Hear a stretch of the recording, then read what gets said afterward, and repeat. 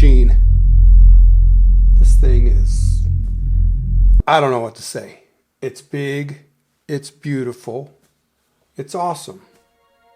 So here we got the Juki LU 2810-7. This is a large frame machine. This is even bigger than most of the machines I normally operate on. This machine is long. If I measure from the base of the machine over to the needle, it's 13 3/4 inches long. Compared to my 1508, I also have another inch from the base to the bottom of the arm. The LU 1508. That machine is a pretty big machine. When you measure from the body over to the needle, it's like just over 10 inches long. I just have a lot more room in here to be able to move projects through. So that's a lot handier. So truly an industrial sewing machine. A lot of the features on this sewing machine are particularly well suited for industry. You might only have one machine, but if you have a cottage industry and you want to sew the same thing over and over, this is going to make you a lot faster, so you can get in and out and get on with the rest of your life. So everything about automation is about speeding up the process of sewing. That makes you faster. That makes your operators faster. There's a couple of computers available. There's the CP-180, and then there's this one, the CP-180. The upgrade gets you things like the ability to control the speed on the panel. You got needle up down correction. So this machine, you can do things manually just like any other machine, but with the addition of air actuators throughout the machine, it automatically performs things like you can back tack one stitch at a time, or you can just hold it and back tack as many stitches as you'd like. Quickly switch the alternating vertical movement of the walking foot. Alternate between two predetermined stitch lengths. These dials need to be set on the two settings that you want. So you set the primary at the longest stitch length that you're going to want. You set your secondary at the shorter length that you'll want. Thread tension changeover switch.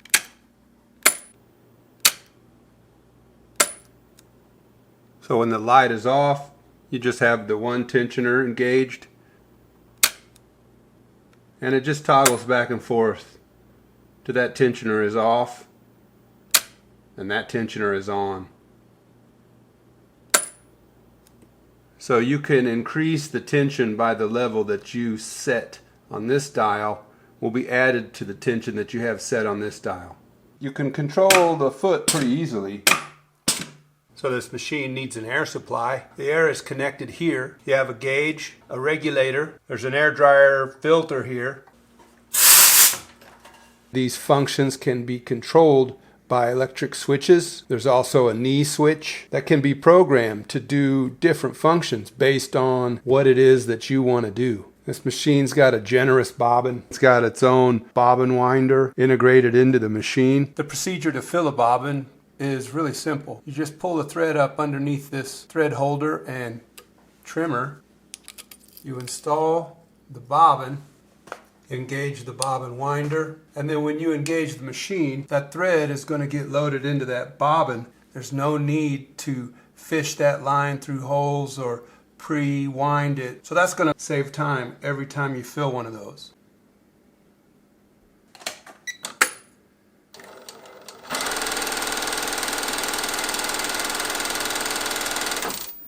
That's nice.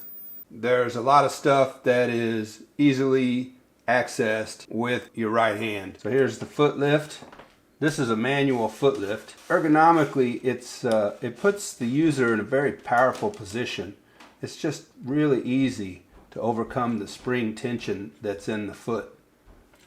That's a nice foot lifter, but you don't need it very often because it has the pneumatic lifter. This is the tensioner for the bobbin loader. This dial allows you to set the alternating foot movement height. It's labeled anywhere from 1 to 9. Real easy to set. A lot of the older machines needed either a wrench or there was a wing nut that often you needed pliers to be able to set. So anytime that you wanted to change the alternating foot height, you'd have to go to the back of the machine to set that up. Here, it's real easy to change. No tools are needed. Not only that, but I can set this at a low setting, say a 3. I can just use the operating switch to switch between this setting and the maximum. So basically what this does is this will alternate between the setting that you have on top of the machine to a maximum vertical movement. So one of the advantages of setting your alternating movement to a shorter, smaller setting is that the machine will run smoother and therefore faster. Set your machine to as low as you can reasonably accomplish most of your task. And then when you get to the difficult portion of your project, you need to go over straps or seams or thick compressible materials that you need a greater, taller vertical movement of the walking foot. You just go to maximum. That'll allow you to get over and by that portion of the project, and then quickly switch back to your setting so that your machine will behave smoother and faster most of the time. And then you'll just go into the maximum for the difficult portions and then back to fast. Then there's the control panel. The CP-180 adds some additional function to the machine in terms of automatic function, the number of programs that you can put into it. So let's just say that you just want to sew a straight stitch. You don't want it to count your stitches. You don't want it to automatically back tack at the front or the back. You just want to sew a line. So you would deselect any of your back tack functions. If we deselect all the back tacks and put it on this program, this is just straight sewing. These dotted lines are basically just free-form sewing. So ordinarily the foot remains up from the end of the last stitch. So I can go another stitch or however many stitches I want to go, and then you'll just heel down hard to lift the needle, lift the foot, cut the thread. This is a stitch with no back tacks, but we still get some of the automation of the foot lift and the needle position and the cutting of the thread. So if you didn't do anything else, I mean, that's pretty handy right there. So that's just a basic stitch with no back tacks, and you could do any length that you want. You could even use the reverse lever to do your back tacks manually. But let's try to take advantage of a few more of the features of this machine. So I'll just add a back tack at the beginning and end. You can do free-form sewing with the back tack at the beginning and the end, one or the other.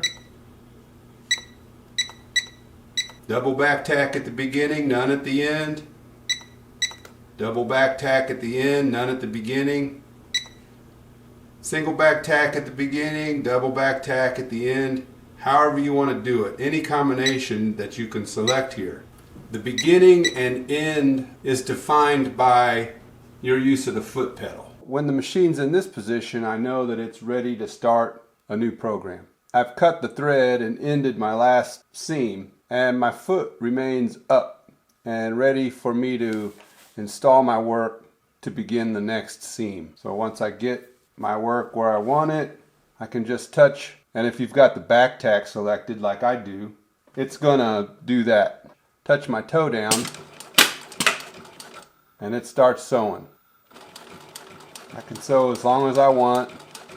Then when I get to the end, whatever I determine that to be, and I'm ready to cut my thread, just heel down hard, does the back tack and cuts the thread. Foot remains up, ready for the next seam. Now also I can put that foot down when I want to start my next seam by just touching my heel. And then maybe I didn't get that right, so I could lift it up again a couple times and move it around until I get it right where I want it. And then once I decide that, yeah, that's where I want, then you just hit the go pedal. And when I get to where I want to be, I'm at the end, heel down hard. Back tack, cut, lift the foot.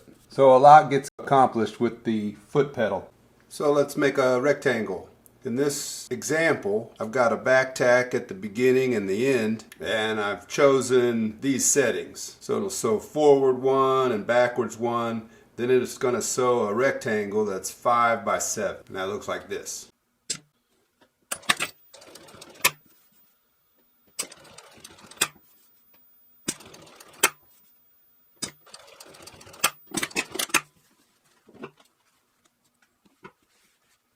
Alright, let's try this program. In this example, I've got no back tack selected. I just kind of put in some random numbers. We'll just see what that looks like.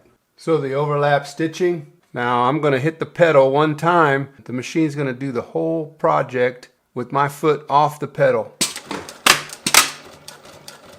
So this is just happening. The machine's doing this entire process. Okay. So that all happened with one press of the foot pedal.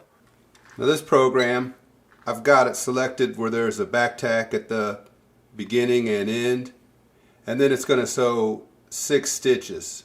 So this would be used if you wanted to do a back tack at the beginning and end of a 6-stitch line over and over again, and it'd look like this.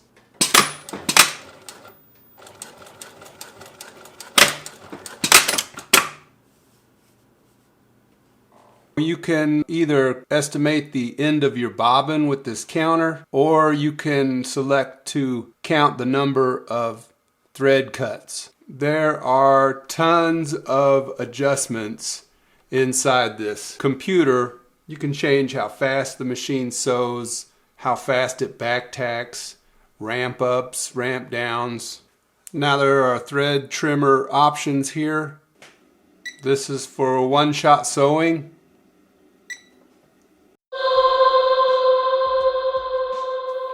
Wow, man, that seems like a lot of stuff, and I didn't talk about everything, but I think I hit the high points. Thanks a lot for watching my video. If you liked it, give me a thumbs up. Consider subscribing to my channel. If you'd like to further support me, find my Patreon link. You can become a patron for as little as $1 a video.